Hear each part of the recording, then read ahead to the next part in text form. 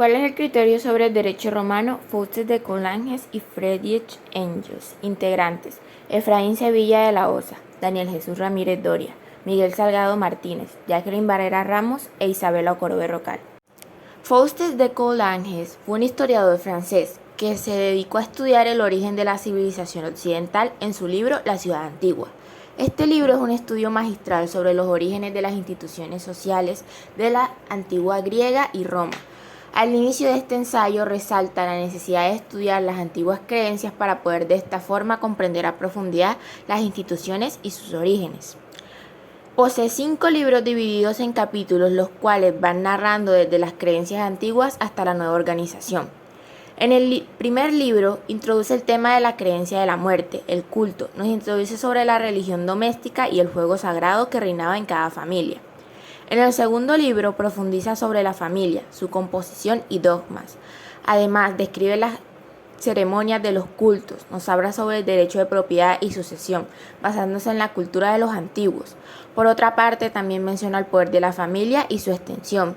Hace una fuerte relación entre la gens y la familia como cada culto. La ciudad aborda cuando la asociación se extendió a comprender varias familias, patrias, curias, tribus. Siempre consistió el vínculo en un culto común, dedicado a un hombre divinizado.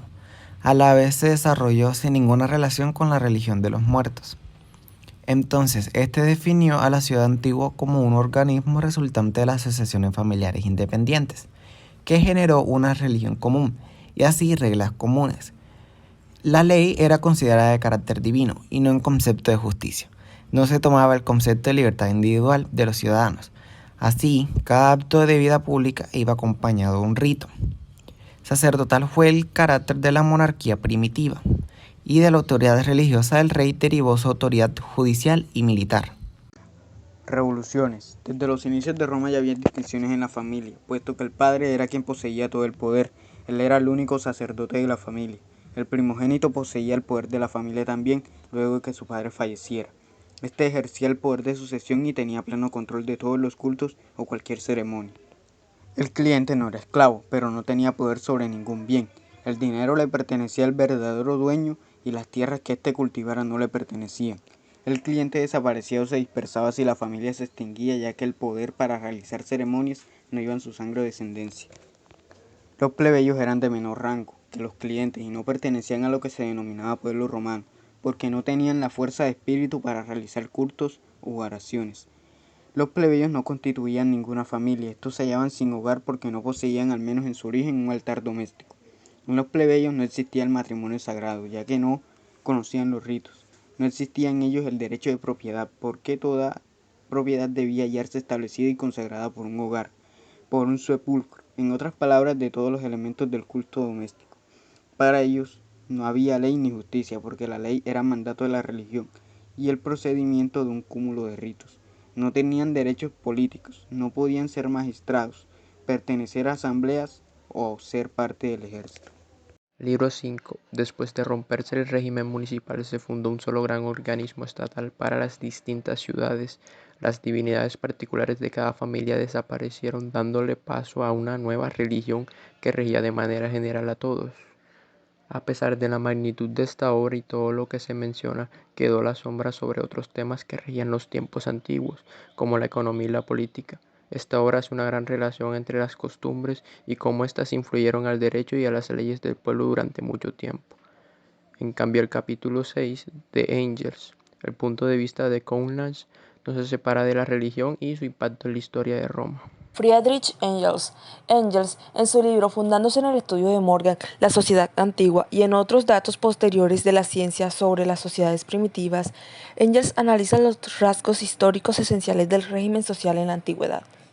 Nos muestra cómo se modifican las formas de matrimonio y familia con base al progreso económico de la sociedad. A su vez, hace un profundo análisis del proceso de la separación del régimen de los griegos, los romanos y germanos.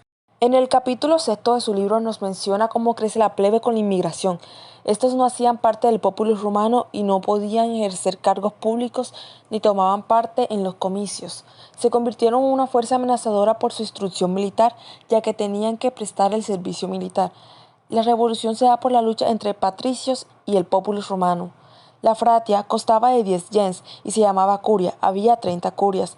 Está reconocido que las gens romanas eran una institución idéntica a las gens griegas. Nadie puede pertenecer al populus romano sin ser miembro de una gens, curia y tribu. La constitución de Roma era el Senado, compuesto por los patres, familias patricias que reclaman el derecho exclusivo en el Senado. Comita curiata, son asambleas del pueblo agrupado por curias, divididas en legislativas y judiciales, y se encargaban de elegir los altos cargos y votaban las leyes. Por último está el rex, que es el jefe militar, y este no tiene autoridad gubernativa y su cargo no es hereditario. Era elegido o podía ser depuesto, y tenía que ser embestido por la curia. En comparación con el estudio hecho por Coulanges en su libro, Engels seguía de otras obras para basarse en su investigación. A su vez, en contraste con la ciudad antigua, las costumbres y la religión pasan a un segundo plano, para centrarse directamente en la organización socioeconómica de la ciudad. Con esto le da paso a un estudio desde un punto diferente de Coulanges, no todo a profundidad en su libro.